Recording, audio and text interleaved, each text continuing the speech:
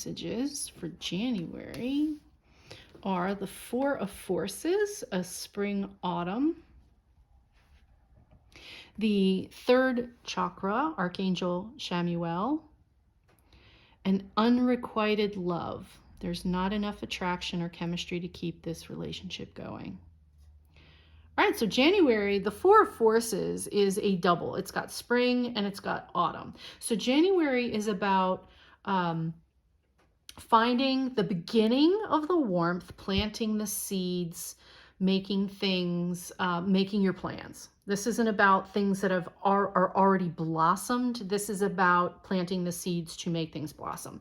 So for Virgos, it is going to be very important to spend some real time in January contemplating what it is you want to do. It's not about knowing where you're going yet. Okay, it's about deciding where you want to go. Make some goals. Even if you can't control how it comes out for the year. Let's say you want to go on vacation in May, and then you write out this 12-month thing, this plan, and then you realize something happens and you can't go until June. So you still have to be flexible, but they're just saying, don't think that it has to be set in stone. Okay, this is just what seeds do you want to plant? I mean, it's literally there, because fours are, you think of a table leg, so you're setting the foundation, you're setting the base for the year, and January is the time to do that. And now we have a 37 with the third chakra, Archangel Chamuel, which is your solar plexus. So, the area of strength and, being protective and strong. I'm going to pull the book for this to see what it is specifically about this card that Spirit wants you to know. Because that's what I'm drawing off of it, is that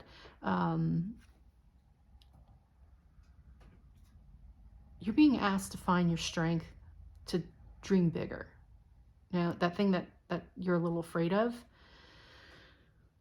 find the strength, dig deep inside of you and have the faith that you can accomplish it. So, the phrase "this or better" keeps coming up in my head for this month for most of the signs. It's this or better. Don't be afraid in January to ask or dream big, right? Dream big.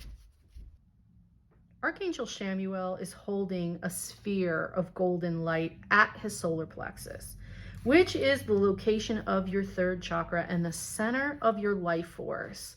The issues here revolve around emotions of desire and your personal energy. When the card appears, it indicates an increased enthusiasm is present or soon to be on its way. And there's the words, soon to be on its way. This isn't about knowing right this moment. This is about the spring energy, what seeds do you want to plant? Going back to that.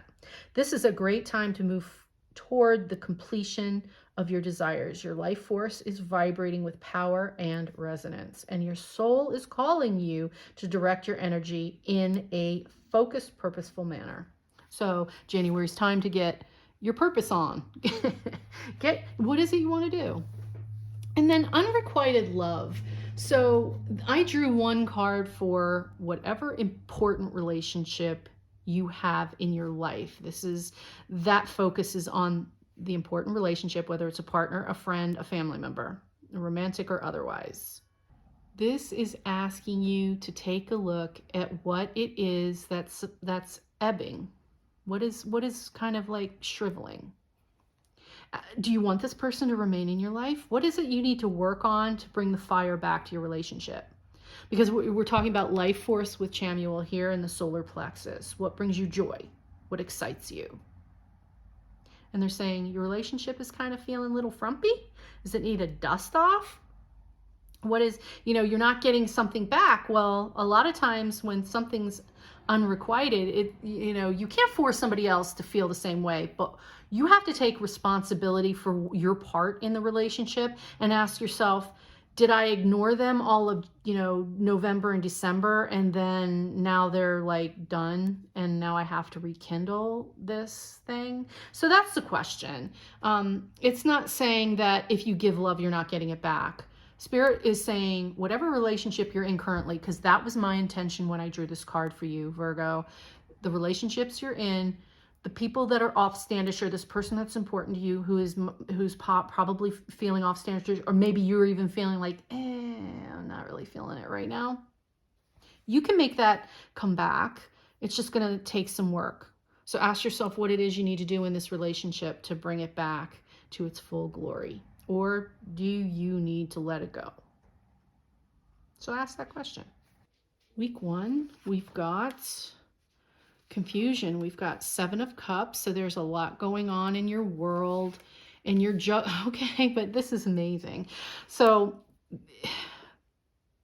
confusion from you just have too much good things going on, right? There's so many. I just got joy when I saw this card. Now sometimes this lands in a position and I go, right? You don't know what to do. But this is not that. This is like, there are so many good things happening. You don't know what you should do.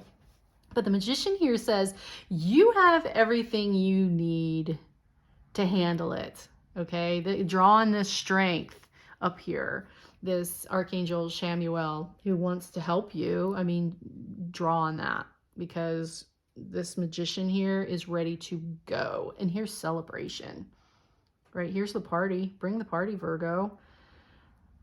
Somebody asks you to do something, try and fit it in your schedule, because this is saying you are equipped now. Your battery's full. You have the ability to do it. You should have the means to do it. You can make it work, and here's the party. All right? It'll be good for everything in week 1. So find a way to do everything that comes at you. Don't be afraid to take it on.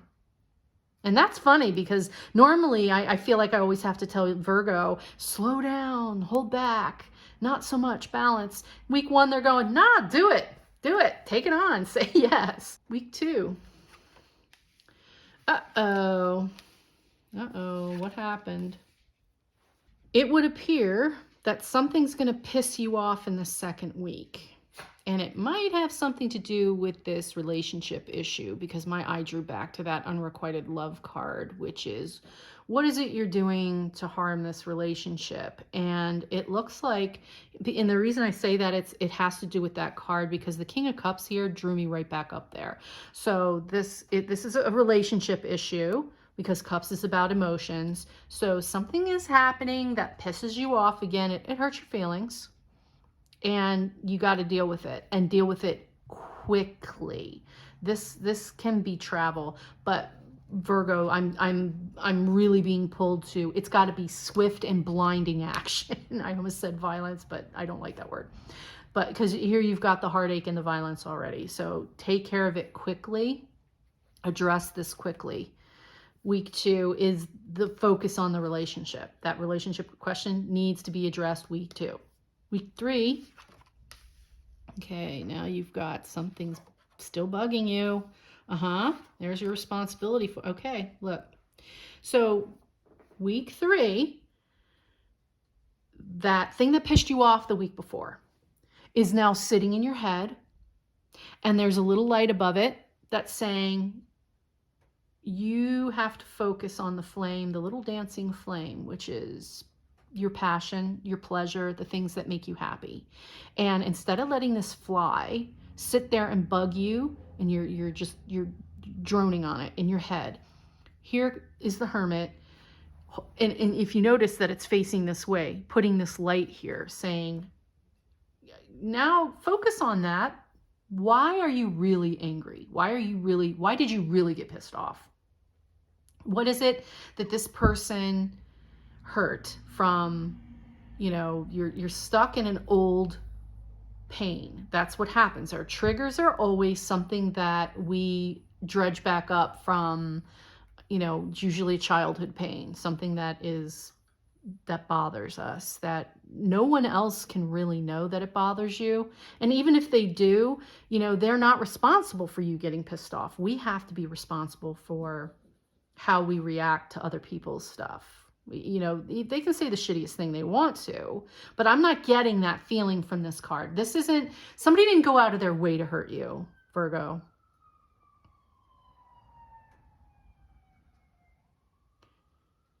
This is about you addressing something that's not anybody else's fault. And once you recognize, oh, wow, they said this, and honestly, I just have always felt bad about myself in that respect, and they triggered it.